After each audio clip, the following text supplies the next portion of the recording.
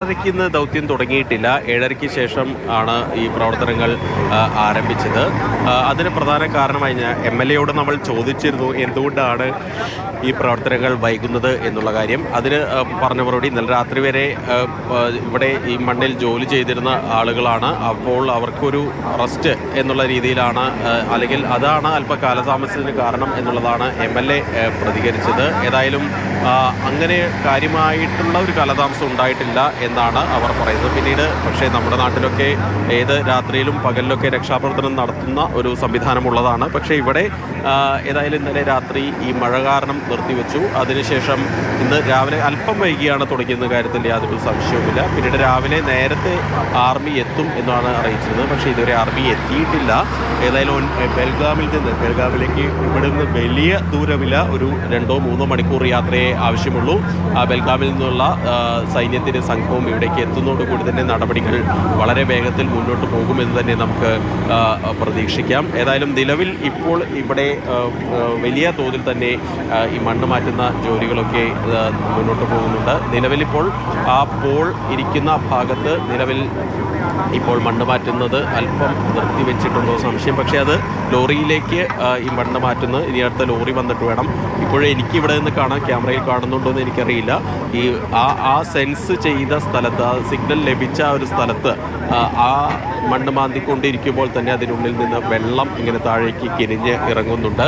ഏതായാലും ഇത്തരത്തിലുള്ള നിരവധി പ്രതിസന്ധികളുണ്ട്. ഇങ്ങനെ വെള്ളം കിനിഞ്ഞിറങ്ങുമ്പോൾ തന്നെ ആ മണ്ണ് വീണ്ടും കുത്തിയൊലിക്കാനുള്ള ഒരു സാധ്യതയൊക്കെയുണ്ട്. അങ്ങനെ ഒരുപാട് പ്രശ്നങ്ങൾ, പ്രതിസന്ധികൾ ഈ രക്ഷാപ്രവർത്തനത്തെ ദുഷ്കരമാക്കുന്നുണ്ടെന്ന കാര്യത്തിൽ യാതൊരു സംശയവുമില്ല. എന്നാൽ പോലും അതിനെല്ലാം മറികടന്നുകൊണ്ട് തന്നെ ഇപ്പോൾ രക്ഷാപ്രവർത്തകർ മുന്നോട്ട് പോയിക്കൊണ്ടിരിക്കുന്നു.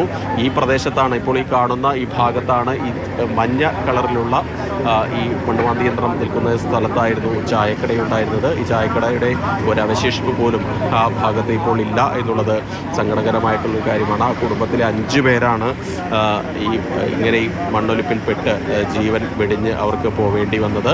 ഏതായാലും ഈ ഭാഗത്ത് ഒരിക്കൽ വന്നിട്ടുണ്ടെങ്കിൽ അതിൻ്റെ ഒരു ശേഷിപ്പുകളും ഇല്ലാത്ത രീതിയിൽ പ്രകൃതി മുഴുവൻ ഇവിടെ ഒരു മൺകൂണിയാക്കി മാറ്റി എന്നുള്ളത് ഏറ്റവും നമുക്ക് സങ്കടപ്പെടുത്തുന്ന ഒരു കാര്യം തന്നെയാണ്. പല ലോറി ഡ്രൈവർമാരൊക്കെ പറയുന്ന ഒരു കാര്യമുണ്ട്, ഇതിനെ പോകുമ്പോൾ ഇവിടെ ഒരു അരുവിയുണ്ടായിരുന്നു, ഇവിടെ ഈ അരുവിയിൽ നിർത്തി കുളിക്കാനും അതുപോലെ തന്നെ പ്രാഥമിക ആവശ്യങ്ങളൊക്കെ നടത്തിയിരുന്നു, വണ്ടി കഴുകിയിരുന്നു, അങ്ങനെയുള്ള കാര്യങ്ങൾ പറയുന്നു. സമീപത്തുള്ള ഈ ചായക്കടയിൽ നിന്ന് ഭക്ഷണം കഴിച്ച് പിന്നീട് യാത്ര തുടരുന്നു. ഇവിടെ ഒരു വലിയ ഒരു ആൽമരമുണ്ടായിരുന്നു, അതിന് ചുവട്ടിൽ പലപ്പോഴും ഇരുന്നു കൊണ്ടാണ്, അല്ലെങ്കിൽ ഒരു തണൽ, ഈ ഹൈവേയിൽ ഒരു തണൽ കെട്ടിയിരുന്ന ഒരു പ്രദേശമായിരുന്നു. അതുകൊണ്ട് കൂടുതൽ വാഹനങ്ങൾ ഇവിടെ നിർത്തിയിരുന്നു എന്നുള്ളൊരു കാര്യം പല ഡ്രൈവർമാരും നമ്മളൊക്കെ പ്രതികരിച്ചിരുന്നു. ഏതായാലും അതിൻ്റെ ഒരു ശേഷിപ്പ് പോലും ഈ പ്രദേശത്തില്ല എന്നുള്ളതാണ് ഏറ്റവും സങ്കടകര കാര്യം. ഇപ്പോൾ ആ ഭാഗത്തേക്ക് നോക്കൂ, അവിടെ മണ്ണ് ഏതാണ്ട് മുകൾ ഭാഗത്ത് അടർന്നിരിക്കുന്നു. അതിന് തൊട്ടുമുള്ളിൽ ഒരു മരമുണ്ട്, അതിന് താഴെ മണ്ണ്